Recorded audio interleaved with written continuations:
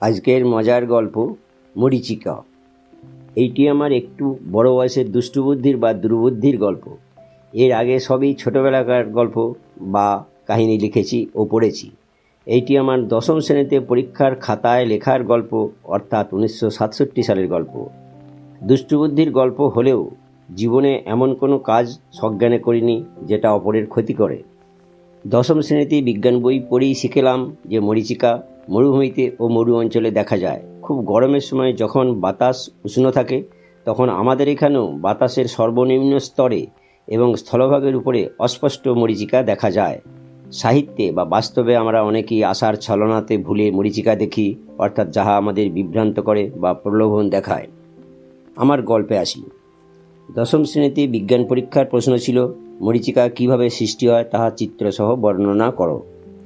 এটি ছিল ষান্মাসিক বা অর্ধবাৎসরিক পরীক্ষা। পাঠ্য বইতে একটি উটের পিঠের ভ্রমণরত বেদুইনের ছবি ছিল, যে মরুভূমিতে একটু দূরে খেজুর গাছের ছায়া দেখতে পাচ্ছিল, যাতে তার মনে হচ্ছিল ওখানে নিশ্চয় কোনো জলাশয় আছে। এই ধরনের ছায়া দেখে জলপান করার জন্য অনেক প্রাণী বিভ্রান্ত হয়ে ছোটাছুটি করে শেষ পর্যন্ত মৃত্যুবরণ করত। বই পড়ে যা শিখেছিলাম পরীক্ষার খাতায় তাই লিখেছিলাম। তবে চিত্র আঁকতে গিয়ে একটি মজার কাজ করেছিলাম। হাতে সময় একটু বেশি থাকায় আমি একটি বড় খেজুর গাছ অঙ্কনও করেছিলাম এবং সেই গাছে একজন মানুষ খেজুর রস সংগ্রহের জন্য কলসি, দড়ি, হাঁসুয়া সব নিয়ে গাছের উপরের অংশে ডাঙের উপর দণ্ডায়মান ছিল। আসলে আমাদের গ্রামের বাড়িতে অনেক খেজুর গাছ ছিল এবং শীতকালে এইরকম 3-4টি বড় গাছে বিকালে রস দেওয়ার কাজ এবং সকালে রস নামানোর কাজটি আমাদের করতে হতো। ভালো অভিজ্ঞতাও ছিল, তাই চিত্রটি সুন্দর করে অঙ্কন করেছিলাম। এই কাজটি করে কোনো বন্ধুকে বা বাড়িতেও বলিনি, ভেবেছিলাম বেশ মজা হবে। যিনি খাতাটি দেখবেন তিনিও আনন্দিত হবেন, কিন্তু ফল হয়েছিল উল্টো, তাই এখানে শোনাচ্ছি। খাতাটি দেখেছিলেন আমাদের শিক্ষক ও আমার নিজেরই কাকা শ্রী ধনঞ্জয় দত্ত। খাতা দেওয়ার দিন বা খাতা দেখাবার দিন আমাকে স্কুলের অফিস ঘরে ডাকা হয়েছিল টিফিন টাইমে। বড় ধরনের কোনো দোষ করলে ছাত্রকে অফিসে ডাকা হতো এবং সকল শিক্ষকের উপস্থিতিতে বিচার ও শাস্তি হতো। এটাই নিয়ম ছিল। তাই এই ডাকটি ছাত্রদের কাছে খুব ভয়ের ব্যাপার ছিল। প্রথমত আমি বুঝতে পারিনি কেন ডাকা হয়েছে।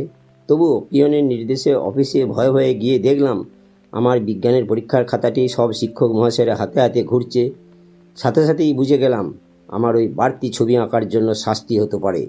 রাজবাড়ি গম্ভীর, প্রধান শিক্ষককেও ডাকা হলো। সবার সামনে আমার বিরাট চেহারার কাকাবাবু আমার টুঁটি ধরে আকাশে তুলে ফেললেন। বললেন, এটা কি ছবি হয়েছে?